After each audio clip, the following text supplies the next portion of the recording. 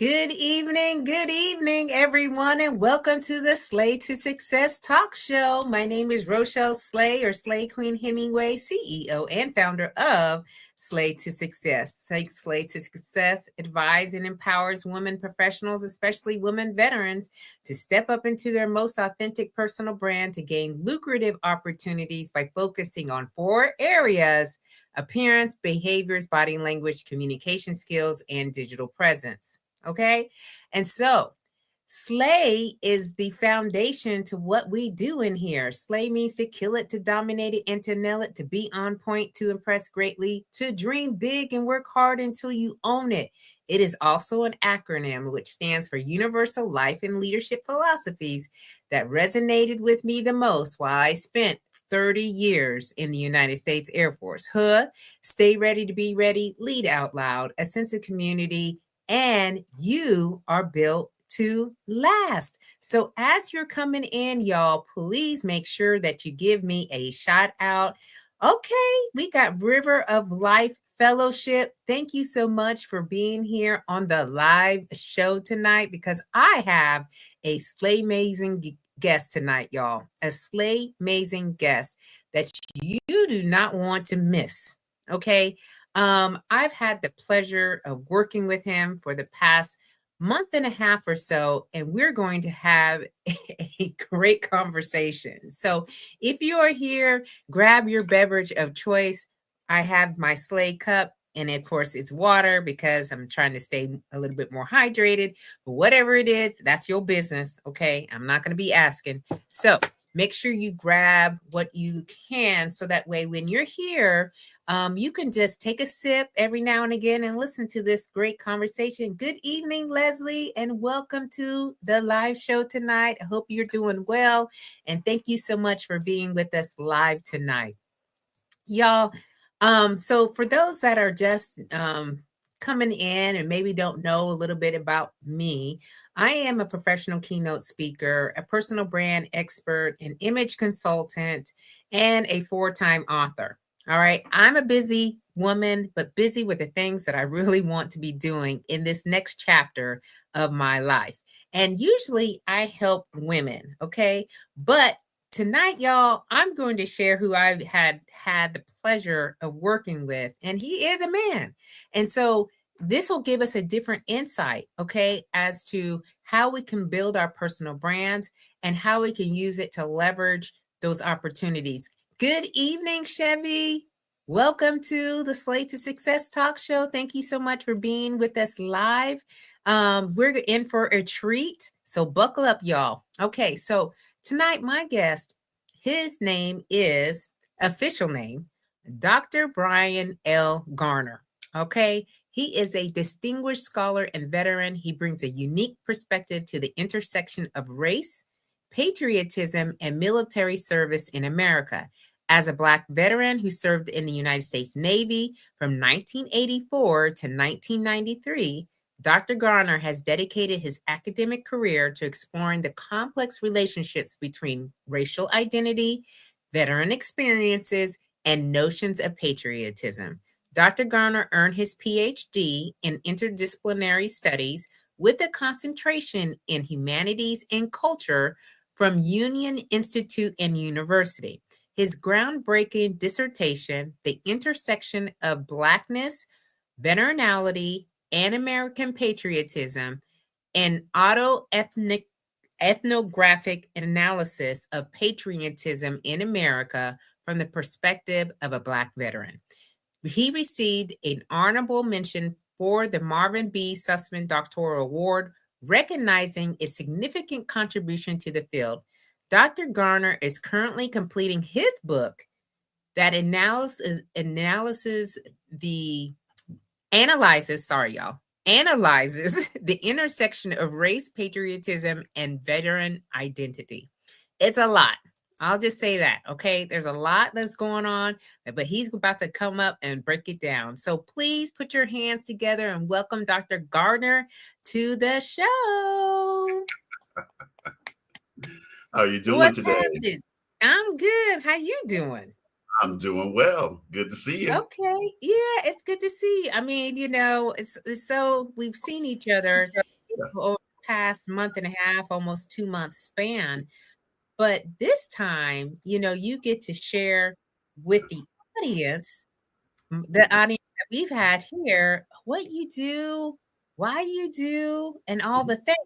And I'm going to be taking some notes down because we have our session tomorrow. So uh, we just see, how this all goes. But I know you're going to slay it. Okay. So please, okay, tell the people, if you will, a little bit about yourself and your journey as it's gotten to you today. Well, grew up originally in Gary, Indiana. So Midwest boy, but I joined the Navy in 1984. Ended up in San Diego, where I went to boot camp. Served my career there in San Diego. One of the things that happened to me along my journey in the military was trying to make sense of what it meant to be a part of something, but then also not a part of something. And what I Mm-hmm. mean by that, for example, when I came back from the Gulf War in 1991, within a few months of that event was another significant event that happened in 1991, which was the Rodney King incident. Mm-hmm. And it was the context for me trying to wrestle with what it meant to be Black in this space, and this space meaning the military. So one day I was in the admin office at my unit, and then the executive officer came in, and he had a guy in LA County Sheriff's uniform right behind him. Mm-hmm. And so I'm in there, and there's two other white sailors in there, and so he walks into the office, turns left facing me, and says, "There he is, get him." And I'm sitting here, I'm frozen, and it turns out it was a joke at my expense. But and so that gave that was the context of what was going on for me in the military. This idea that I could be in the Navy, but then not really a part of the Navy, where race was something that was a prescient thing, for about my experience. So I spent a lot of time trying to make sense of what it meant to me. Mm-hmm. Incidents like that. That was just one of many, but that was the one that I held on to that really triggered me wanting to begin my journey with my graduate work. Yeah. So we have a lot of commonalities. One, I was not raised in Indiana, but spent about 4 years um, for the second stint. Kokomo, Indiana is where I Right? claim to come from. So, we have that.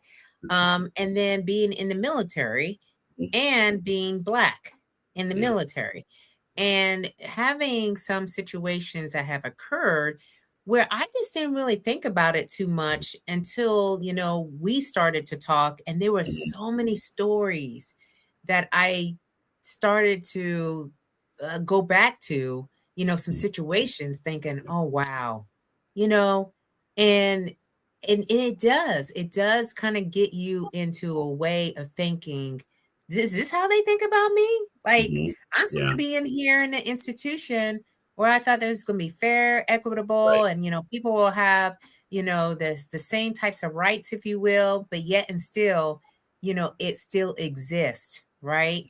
The comments, maybe even the virility, I call it, of Mhm. having to be in a role where you're having to share leadership skills and all those things, and still just don't get the right response, if you will. Right. So you Well, say, it's in a lot of ways it's the fallacy of meritocracy, right? We were mm, told that in the military, hey, look, you work hard, you get great evals, you get your medals, and all of that, and you're able to move up in rank. right. But then we find out that no, some of us did and some of us didn't, and it Mm, depended on how well we were able to play the game, or as I've written about, how close we were to that archetype that I've shared with you about. Yeah. So, when you got out, okay, Mhm. and got out of service and you went into the government space, Yeah. right? So before that was in the postal world, Yes. right? Yeah. And so tell us a little bit about that experience Mhm. because I found that to be fascinating too. Well, when I first of all, I discharged from the Navy in August 1993. This was at the height of the drawdown, post Cold War, and in San Diego, where I was stationed, there were a lot of us getting out. There were thousands of us being discharged or retired, forced into retirement per month, and it was a recession then. Hmm. So it was a tough time. I was fortunate enough to apply to work at the Postal Service, and I'm not ashamed to say I hated every second of that. That time. I ended up being with them for 8 years, and that was 8 years the hard way. When Yeah. that clock rang in the morning, I couldn't smack it hard enough. Um, and it was just. I mean, the post office for some people is a great job and all of that, and to those who appreciate it, I all my best to them, Right. but I did not like being a pack mule for the last eight, for those Mm, 8 years. yeah. And as you were telling me, it was like that's where all dreams die, Yeah, right.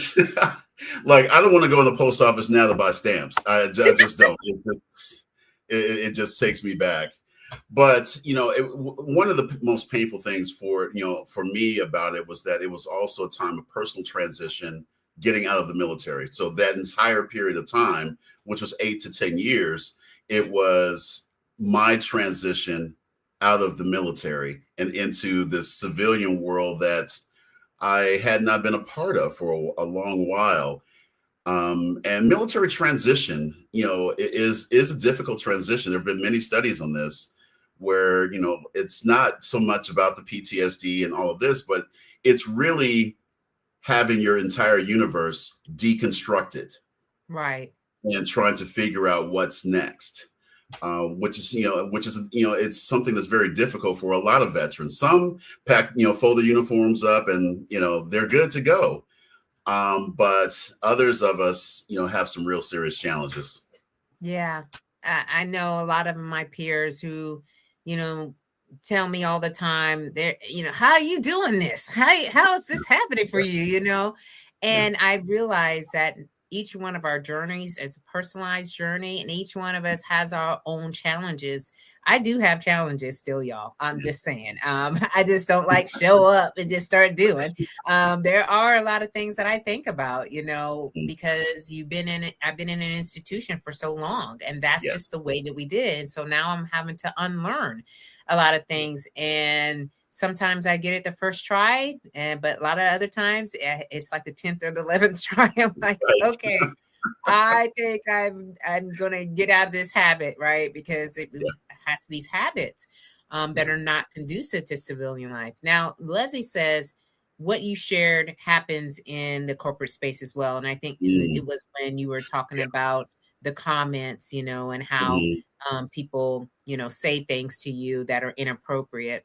Yes. I do also want to recognize that Jennifer is here in the building. Hey, Jennifer, how you doing? It's nice to see you live here on the show. So thank you so much for being here with us tonight, and hope you're doing well.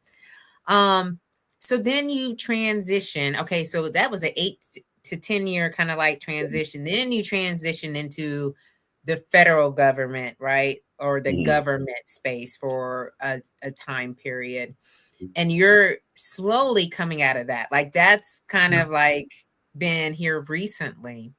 yeah. And when you were sharing with me the journey and you wanted to specifically talk about the race, patriotism, and veteranality, I want you Mhm. to explain the research, if you will, that Mhm. you done about this particular topic and why it's so important and passionate for you to be Mhm. sharing it with us tonight. Sure. So when I first began my research on patriotism in America, one of the things that I discovered was that there was a huge gap in the scholarship. None of it centered around veteran voices, and certainly it didn't include the voices of Black veterans. So, in years of scholarship, as I'm doing research, and it's 40 years worth of studies within the psychology space. I've looked in, the philosophy discipline. I've looked in several disciplines, and nothing that included veterans in the conversation about patriotism, how we conceptualize it, which is something I think is a glaring hole in the scholarship. When I discovered that, then that obviously gave me the energy or the focus to want to bring the veteran voice to this scholarship. Now, Black veteranality is a term that I've coined. It originated as veteranality, and there's a professor in England who initially began that, and he began using that term. I use Black veteranality. Essentially, this is a lens through which we can look at the distinct experiences of Black military service members and veterans. So it's looking at our experiences through our eyes. And that's what that is. And that's something, even though it may seem like it's something simple, it is something that is significant, especially in the space of scholarship, where a lot of the perspective is still caught in what I call a white reference frame. And so to look at how we can shift the lens and reconceptualize these things is what Black veteranality brings to the table on that. So it's been, quite an adventure as I've began my, scholarly journey. And a lot of it began with just being angry in 2017 about what the narratives were, towards, Black people, Black men in particular at that time. This is 2017, and, the commander in chief at that time was calling, Black football players who kneeled during the national anthem, they calling them, sons of bitches and this type of thing. And then later on in that year, there was a Black Green Beret, Sergeant LaDavid Johnson, and I will never forget his name. He was killed, unfortunately, with the rest of his team, but he was the only Black member of the team. And just the language around that incident, did he run away or something like that? All these narratives that were coming, to bear on that were just troubling and frustrating, especially when the commander in chief called this individual's, Sergeant Johnson's, widow, and basically said he knew what he signed up for.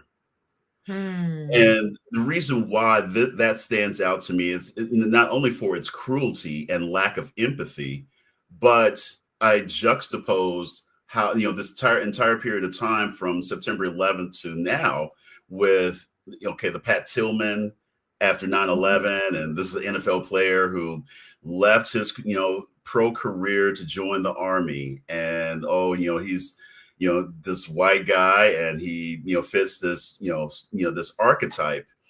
And then on the other end of that, we have Sergeant LaDavid Johnson, who's also Special Forces, and he volunteered, but then it's like, so what?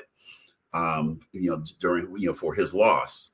And though these are things that I analyze in my writing and my scholarship, is how this juxtaposition, this paradox of patriotism, where what does it mean? What does it mean to be Black and patriotic in America?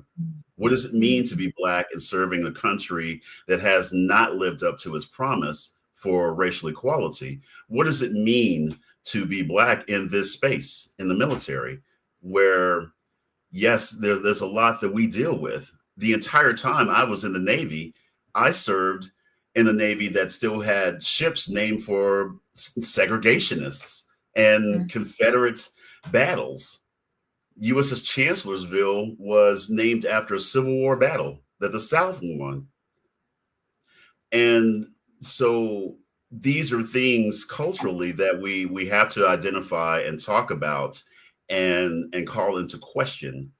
And you can only begin to see that when it's from the lens of those of us who have been marginalized. Mm. Oof, you know, this is deep, y'all. This is a deep conversation. And I think this is a lot of reflection too, because, you know, serving for 3 decades in this environment, you know, I think that for me, even though I was exposed to it and it was directly, you know, the comments were always pointed to me as you can't possibly, you know, be in this role. You can't possibly lead us. Second guessing, gaslighting, microaggressions, all the things. I still wanted to serve. Yeah. And you know what? I don't know where exactly that came from. Maybe it was because my dad served in the military for 23 years. And my husband, he was serving at the same time. And we were just proud to be, you know, proud to wear the uniform amidst still. And I can't even imagine what it was like years ago, Right. you know, when they had segregated troops or Mm-hmm. platoons, you Mm-hmm. know, where they could not serve with others. They had to serve by themselves alone. So, you know, Chevy's like, she's like, wow. Mm-hmm. Yeah, look, I just tell you right now, this really gets us to thinking. She also served for Mm-hmm. 22 years in the Air Force. And Leslie, her father served in the military. And so she has been a quote unquote, you know, dependent, if you will. But she understands the system and Mm-hmm. how, you know, it could prevent you from even appreciating the country at its core. So how, you know, how do you get past these things, these thoughts, you know? I First of all, I had to do a lot of self reflection, but then I also interviewed a lot of Black veterans for my book, and to the person, they all were proud of their service. I am proud of my service. I'm proud of my family's service. So we are a part of that part of the population where service was something that is an important value. Mhm. Okay, to put it in context, the Council for Foreign Relations did a demographic study of the military and the veteran community as well. There's only like 18 million veterans today, and Mhm. that's from World War II to present, which means that's about 6% of the population. 6% of the population is connected to the military in some way. That means Mhm. 94% of people have no idea. And so the thread, the through line of just this culture of service is something that a lot of people miss. Mhm.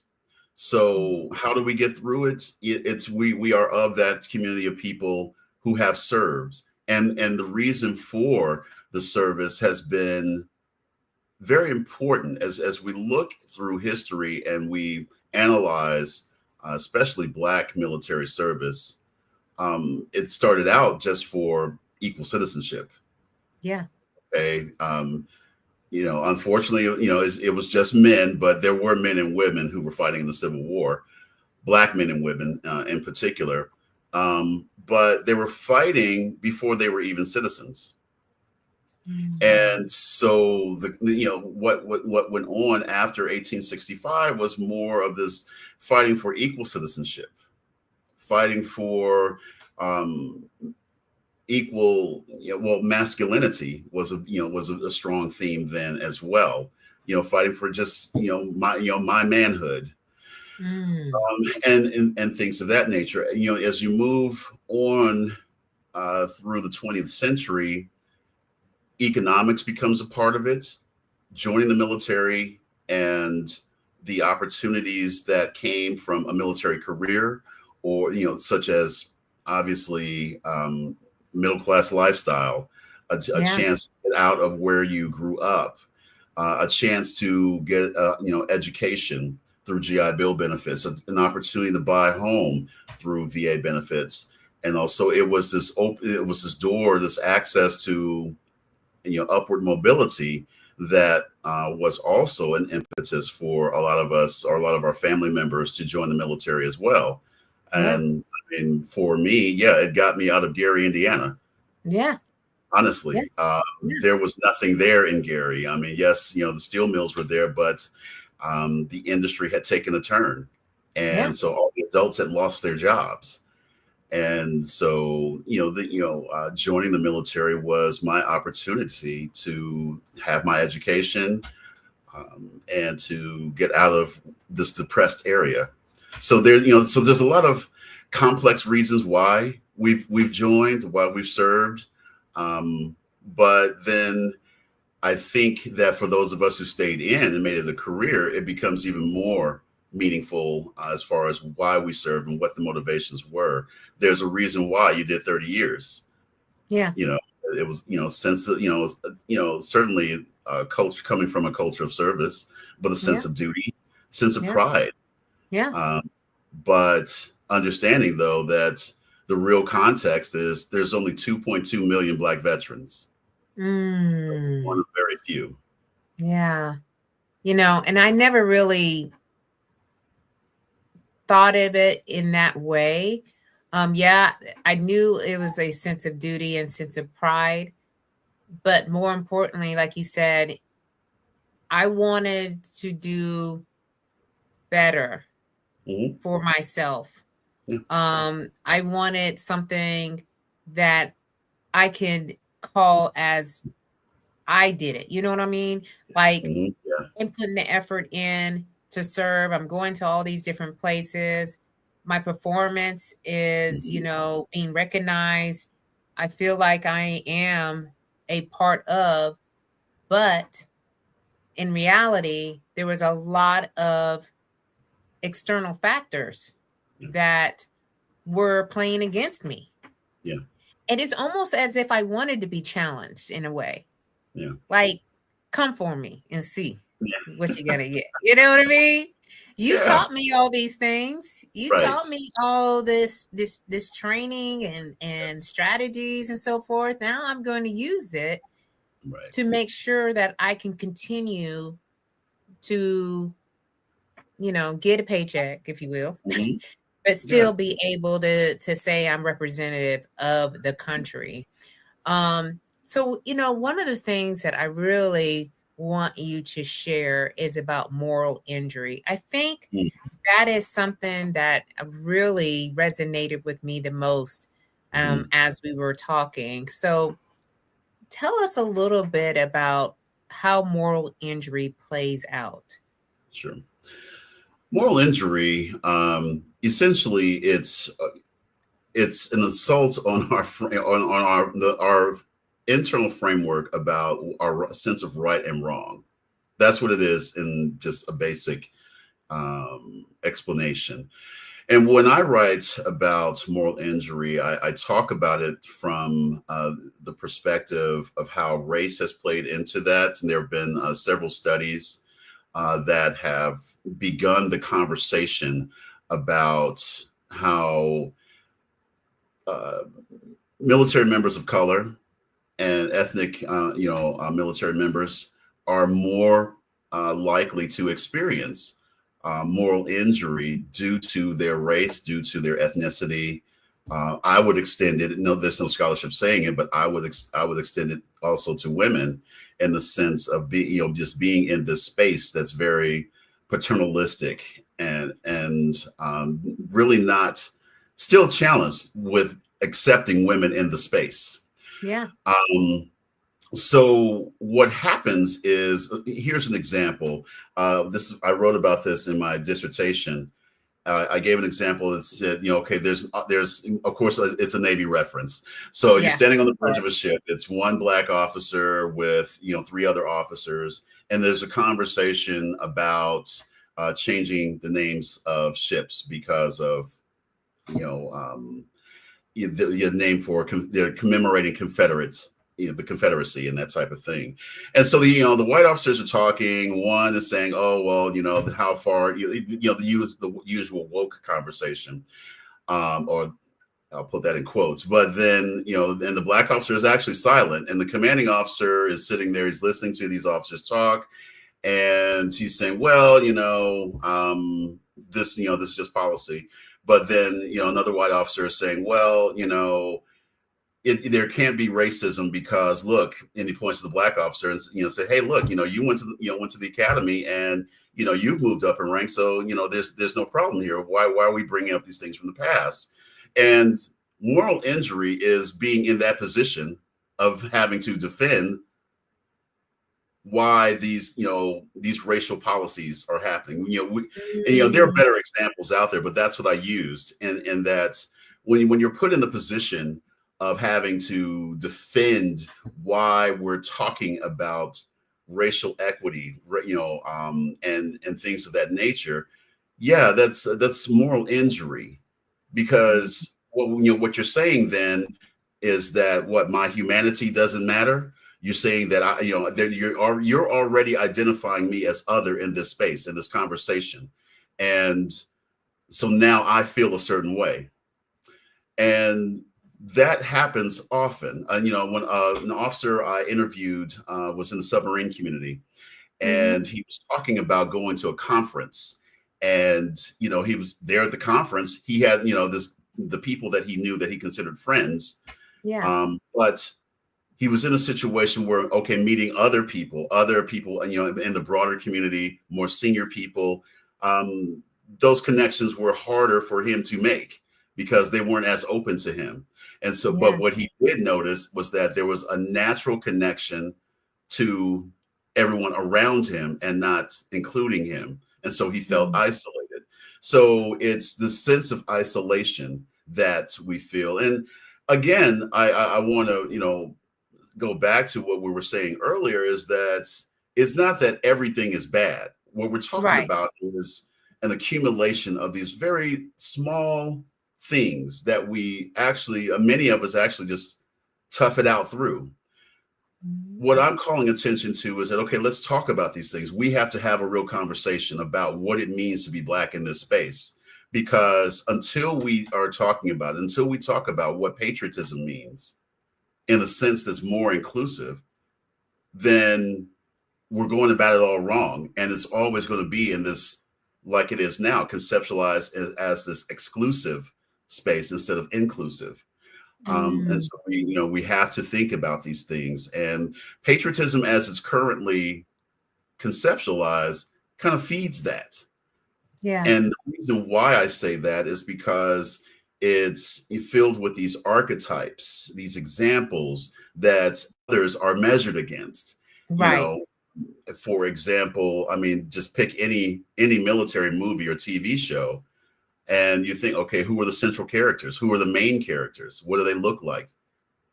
And then you understand what the problem is with that. It's usually a white male.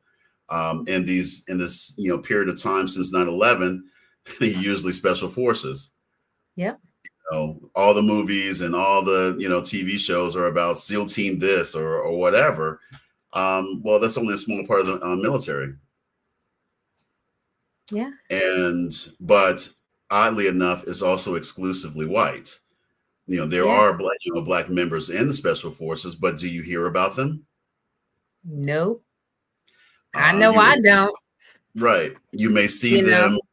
You may see them in as background Supporting. characters, supporting characters, that type of thing.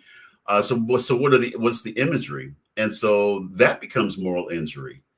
Going back to what we were talking about with that, it's like, wait a minute. When I was growing up reading books about World War II, I was almost a teenager before I found out that, Black people were in this too. Every book I read, every book I read was like, oh yeah, these people, yeah, it was all white people who Yeah. volunteered and who were angry that we were attacked at, at Pearl Harbor. There were black people, millions of black people. I believe the number is like 11 million black people served in the military during World War II. And look, how often do you hear that? Yes, you hear about things like the Tuskegee Airmen, but I want to talk about my conversation about patriotism is more than about specific units. Yeah. It's about the concept of our attachment to this country. Why did we feel that way, especially the 1940s? Yeah. Why would during Jim Crow a bunch of people say, yeah, you know what, this is my country too? Well, so what does that mean? And so we don't talk about that. Mm. We in the 60s we talked about it as far as this ain't my country and we're out for good reason. So the black nationalism conversation was an important conversation to have, but there's also a black patriotism conversation to have as well. Yeah. Yeah. I mean, again, I think this again makes me wonder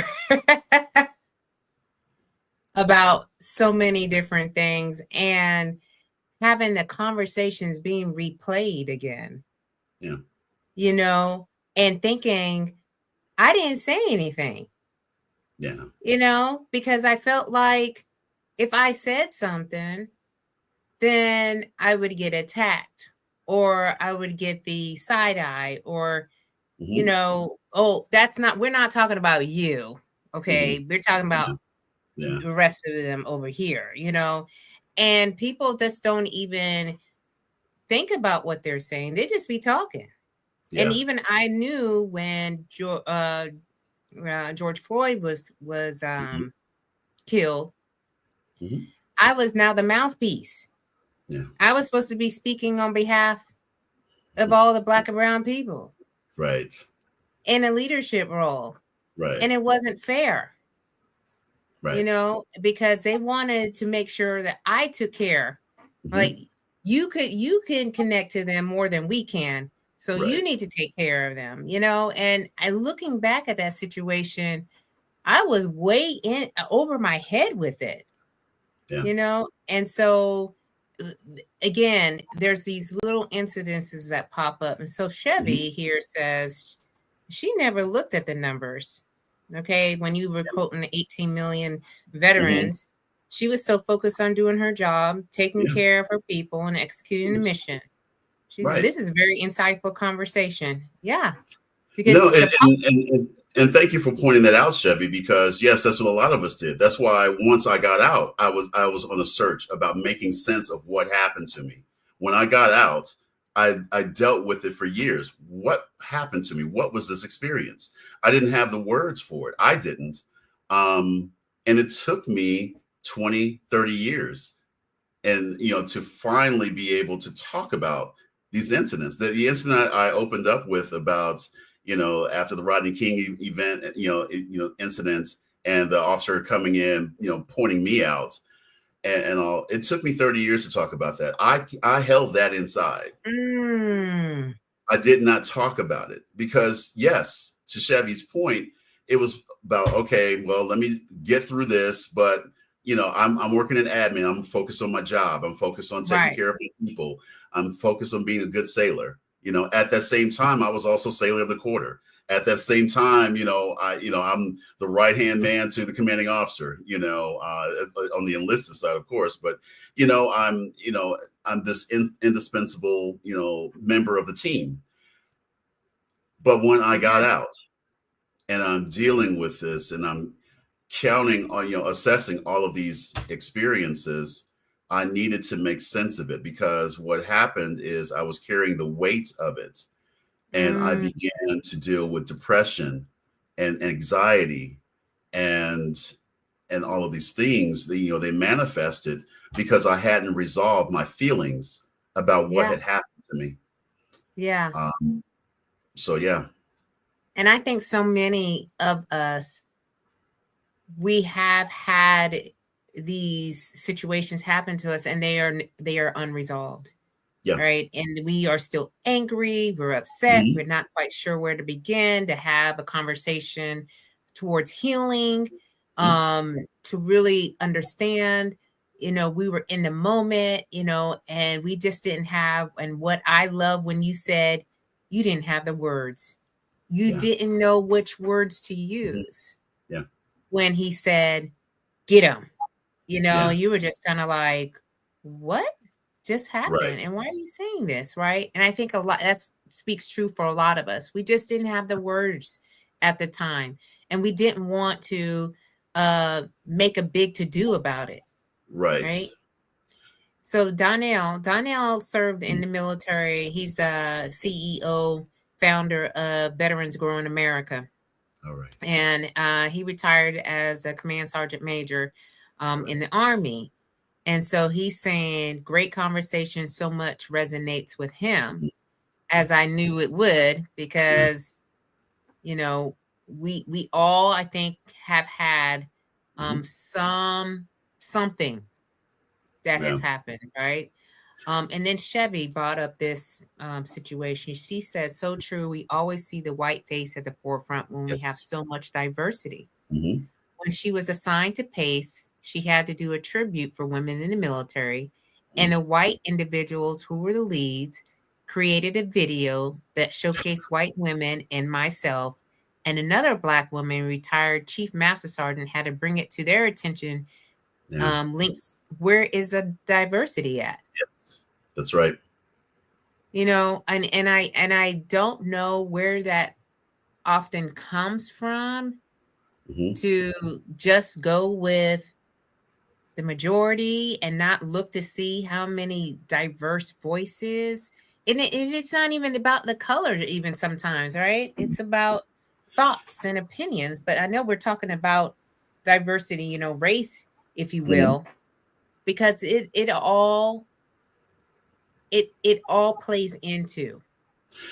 Well, see, this is why when I have the conversation about patriotism, I talk about things being ensconced in a white reference frame, Mm-hmm. which means that there's only one way that that it is currently looked at. That's why you see a lot of the images centered around a white male or a white woman, but often a white male. And then the origin stories, the origin story of, okay, bunch of gray haired dudes sitting around the table signing a document. All of a sudden we have a country, and the greatness of them and all of that. When the truth about the origin story of this country is that, for me, I would say it begins with Frederick Douglass. It begins Yeah. with someone who was enslaved and then freed himself and then wrestled with, what does this Constitution mean to me? He went from, I'm not a citizen of this country, and your Constitution doesn't mean anything to me, to finally evolving through conversation, through a lot of conversation, through just assessing his own experiences. He grew to finally saying, okay, this is my country. It hasn't lived up to its you know potential just yet, but we're going to fight for it. So by Mm. 1863, he's recruiting Black men to fight in the Massachusetts 54th Mm-hmm. regiment, including his sons. Mm-hmm. And so for me, that's an origin story about what it means to be Black and patriotic in this country, because it's everything about, okay, I'm born in struggle, and I've had to struggle. I've had to come to terms with, where's my place in this thing, that this experiment that we're calling a country. What is my relationship to it? What am I willing to give and to sacrifice for it? Now, Mm. and where we fall with that determines a lot. Yeah. But see, if that story is left out of the conversation writ large about patriotism, then we're not getting the full story. We're only getting the white story. We're only Mm. getting a single, I mean, and so you can also extrapolate it out. We can talk about Native Americans. We can talk about every immigrant, community that came here and served this nation.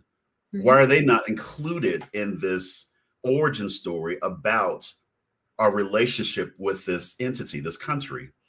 So that's why this is important. So why is it stuck in, this white reference frame? Because that's what they hold it. They say that, this is the story, and this is supposed to be the story that unites us all. When actually, I think the differences can unite us. Because if you really drill down on it, you'll find that maybe we came from different points on the compass, but we're arriving at the same destination. And it's about our relationship with this country. Yeah. Until you include that, you're going to have a problem. Until we have a truth about race, until we have a real reckoning about these images, and the iconography, how it's employed. The American flag should never have been employed by police departments as, the thin blue line and, this type of thing, because now that's separating. The flag is supposed to be, out of many, one. It's supposed to be this uniting symbol. And for those of us who served, we know that. But when a segment of the population takes that and says, this is ours, well, okay, that's a problem. What are you really saying? And then you're going to deploy it in communities of color at a time when there's a significant problem. So how the iconography is employed, the reference frame, the failure to include other origin stories in the entire makeup is what I'm pushing. This is why I'm opening this conversation about what does it mean to be Black and patriotic? Because right now it seems like we're either one or the other. You're either patriotic or you're Black. And that's the paradox. And there's a significant amount of studies that have shown that is the psychology of it. I've looked at 40 years of scholarship of studies in psychology, and all of it shows that patriotism rests in this idea of whiteness, and it weaves it in. And so even for people coming here from other countries, other ethnicities, they think of Americanism as American identity and patriotism as the white reference frame, not including even them. That's problematic.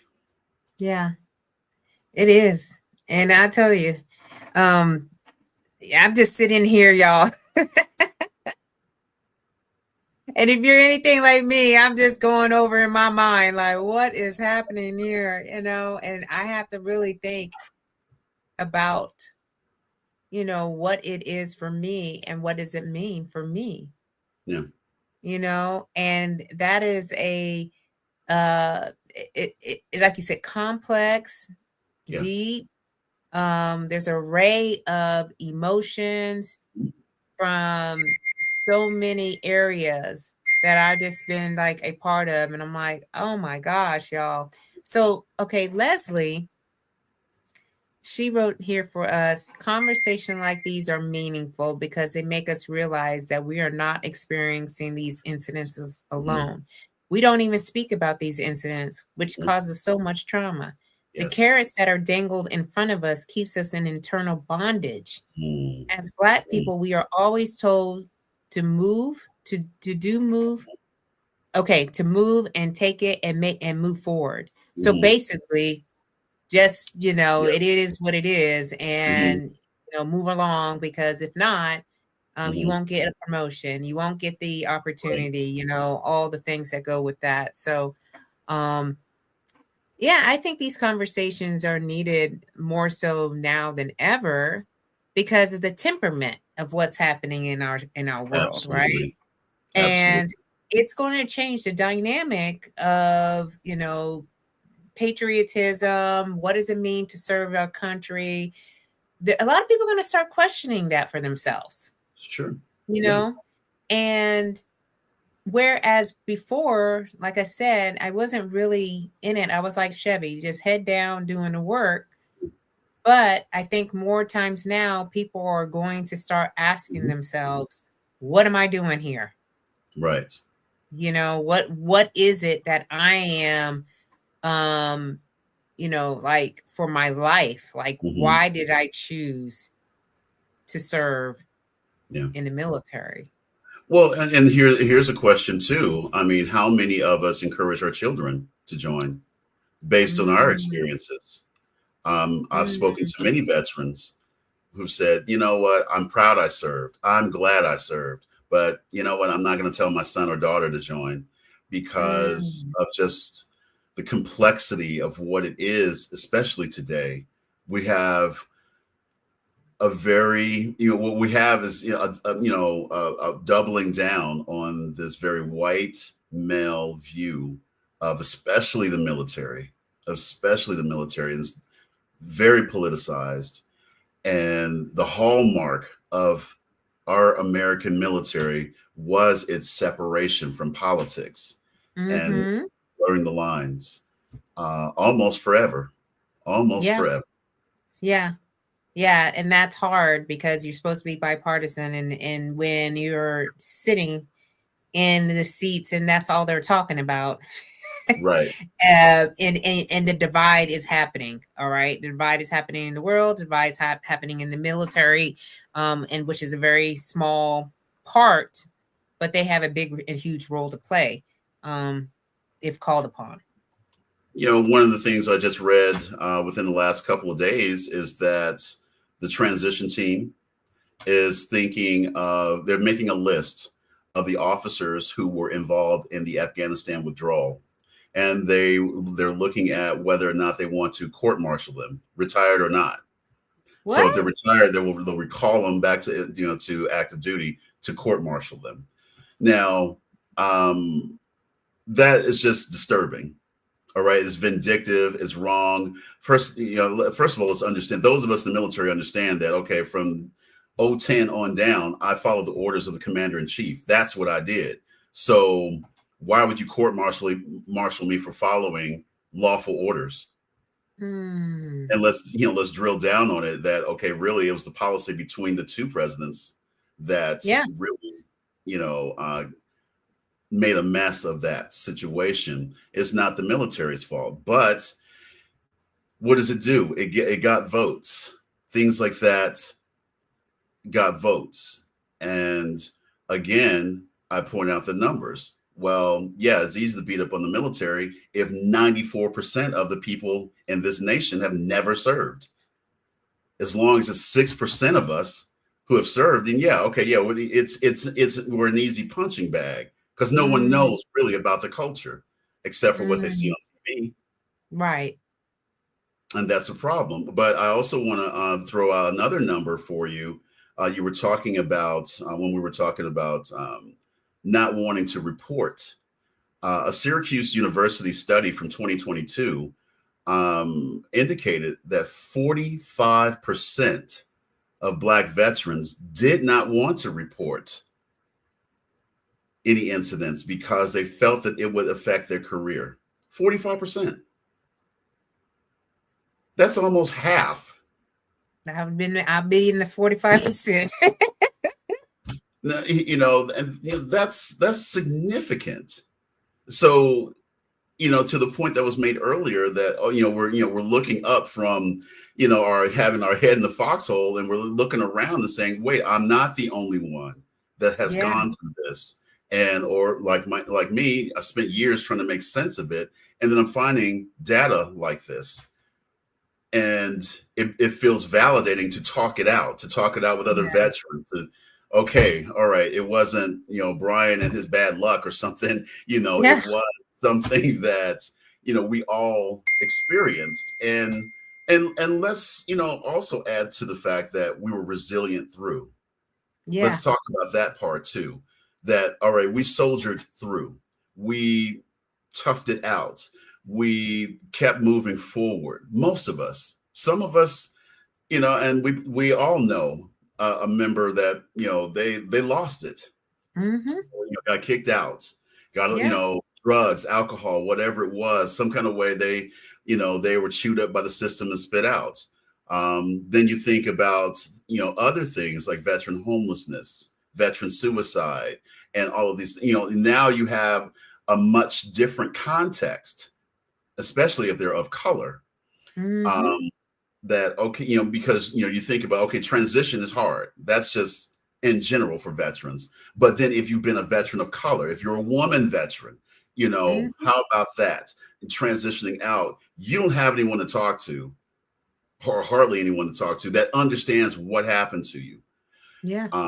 And then you're also in the position where maybe you don't have the words to even describe it. How do you describe to a civilian, all the complexity of what happened to you in 4, 20, or 30 years? Um, it's a lot. And so what do some people do? They check out. Mm-hmm. And the veteran suicide rate is high. It's, I was among them. I was at one time suicidal. I was hospitalized. So coming to terms with these things, is life or death. It's extremely important. So we have to have these conversations. We have to. We really do.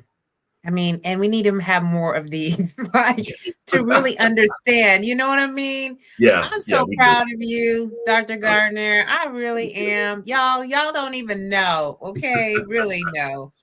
But, you sharing your story, being very open, transparent about what you do and why you do it, it just brings me joy to see another veteran be able to stand firm in what you want to share and be the authority. Didn't he do good, y'all? Like, I'm just saying right now, he was just laying it on for us, you know. So I know we're reaching the top of the hour, and Leslie says, thank you for taking the baton on these conversations, because this is not easy. And it's not going to be easy, because people have a tendency to be like, no, we don't want to talk about that. Like, why are you Right, bringing these things up? right. But it's important that we share, because from what we see, we continue to play the same story out over and over and over again. Yeah, All right, expecting the same results. And right. so Chevy wants to know, how was your experience working with me? Oh, absolutely awesome. I cannot say enough. First of all, sitting down across the table with another veteran was about the most important thing. That made everything else that I had to do amazing. Just a lot easier. Being able to, now I'm able to just unfold and share ideas, share experiences. So these last 6, 8 weeks, is it six Yeah. 6 weeks? I think it was like Has, almost 8 weeks. Yeah. I felt more energized to pour myself into the different steps that we went through. Coming up with my origin story. Okay, what are my values? How do I want to appear in the space? All of these things that are, they're tough questions, but they're made easier when I'm guided through it, by someone like you, and just amazing. You're easy to talk with, especially. But no, you really guided me through this process, and I really can't say enough. I'm grateful. Man, I'll tell you what, I'm grateful because you selected me. And I was out there saying women, I do women, y'all, and then I get you here and I'm like, wait a minute, what? And you were a perfect client. And I'll tell you that because you did the work. Okay. Y'all, this is no shortcut. There's no fixes to doing what you need to do to have the confidence, the Yeah, clarity, and the focus on this is your calling. Like, yeah, this is what you are supposed to be doing, right? Like, talking about this, I can't talk about these things like that. You have done the research and you have a platform. And by the way, tell the audience some of the great news that you shared with me the last session about what's happening for you. Right. Well, I recently got hired by the University of California, Irvine to be a lecturer in their Veteran Studies program. So I'm really excited about that because it's the coming together of my research and then my life experiences. And for this program, Veteran Studies is a new academic discipline. Yeah, I'm from GI, the region. But so yeah, so it's the merging of my life experiences and my scholarship. So I'm really excited about that. So that will begin in the spring. What's also happening is that there's a Veteran Studies Association that is veterans coming together in the academic space. We promote and publish scholarship about our experiences, and this is across all disciplines. So I've been elected to the executive board of the Veteran Studies Association. I'm really excited about that. It's there aren't that many of us, and I mean Black people, involved in it. There are some, but we need more. And so we're going to bring veteran narratives and veteran perspectives into the academic space even more so. So we're excited about that. So, and then lastly, I am planning an event for May 3rd, which is a celebration of Black military service and patriotism. So right now, the tentative title of it is Heritage of Heroes. And so we're going to be, we're going to have an event. More to follow on the location and everything, but it's going to be May 3rd.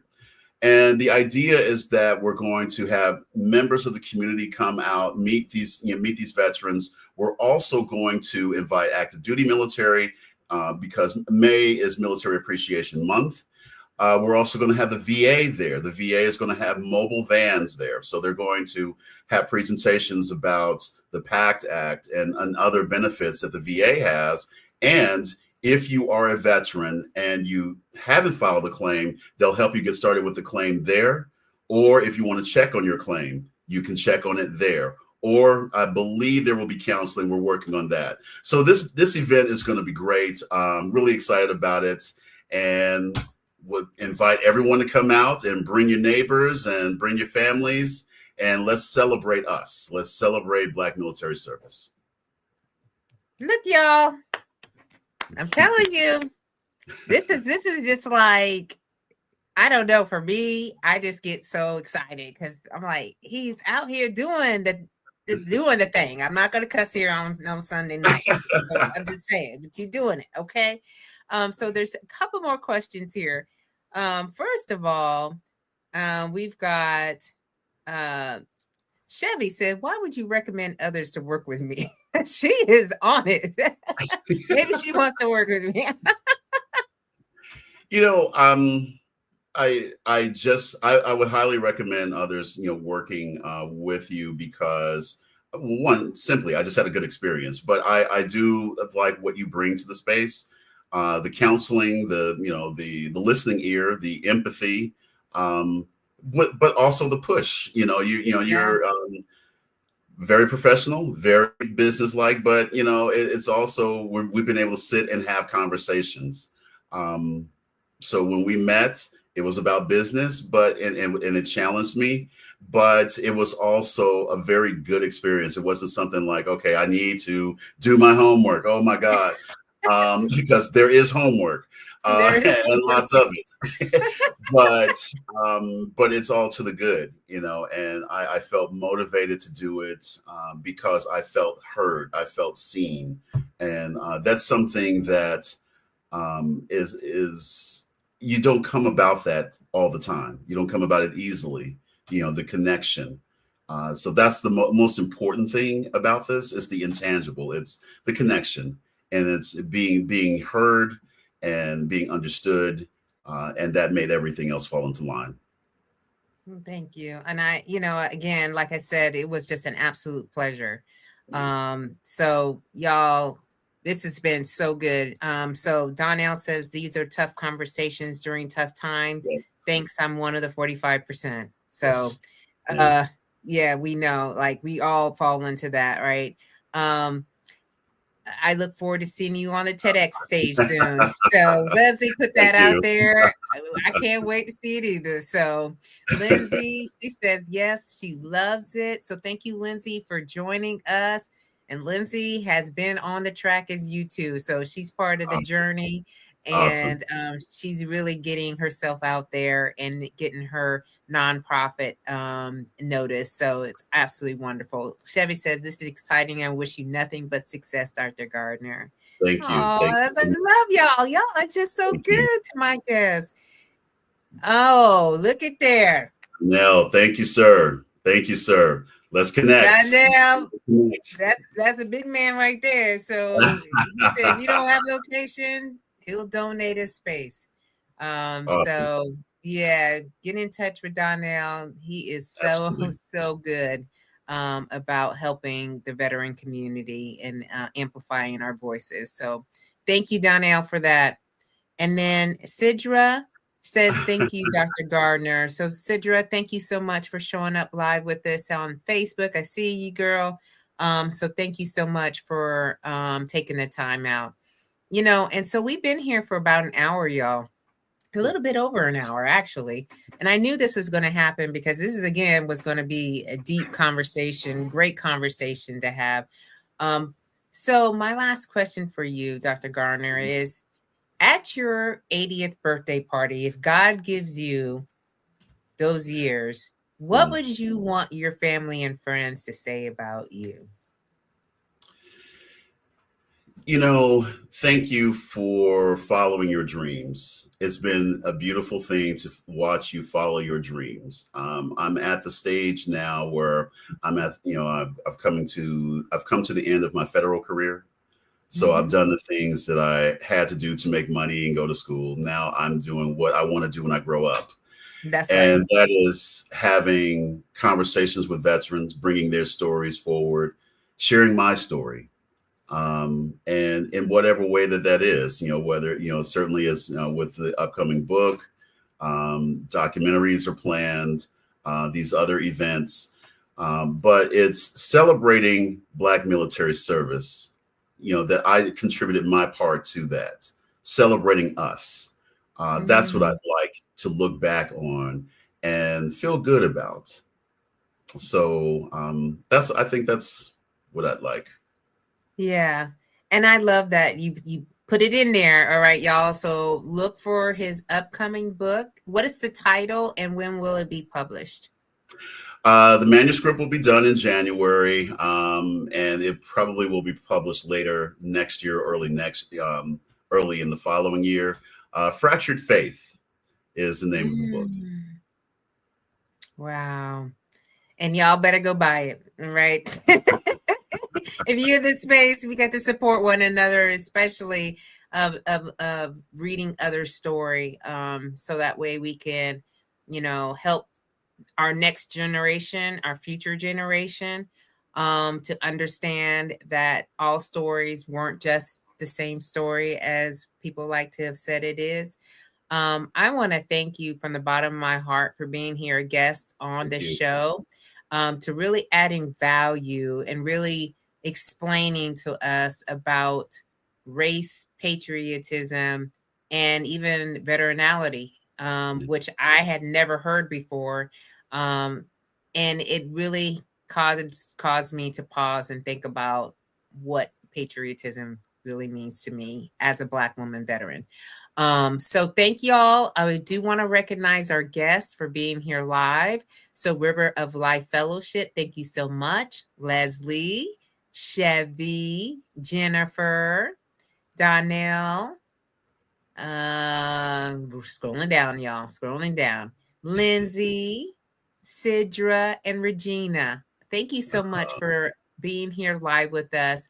And we'll be back here, y'all, next Sunday night at 7 p.m. Eastern Standard Time. I have yet another SLAYMAZING guest to feature. So, as you all know, the last final words. Dr. Garner, you have any last final words before we step out? Well, I just want to say thank you to you for this opportunity, and also thank you to the guests. It's been a good conversation. Thank you for the feedback. Absolutely. You're welcome. So keep on slaying until you can't slay no more. And we will see you all next Sunday. Have a SLAYMAZING week. And we're gonna see you later. All right. Good night. Good night, everyone. Bye.